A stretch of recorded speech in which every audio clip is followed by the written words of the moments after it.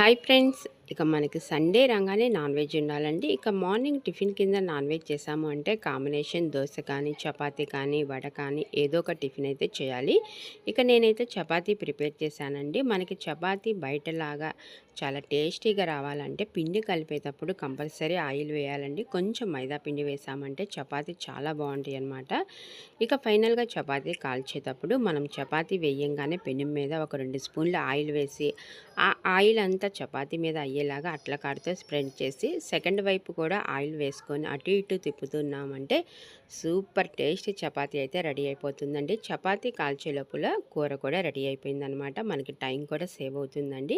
ఇక కూర ఒక పక్క ఉడుకుతూ వేడివేడిగా చపాతీ కూడా రెడీ అయిపోయింది. ఇక తినేద్దామండి.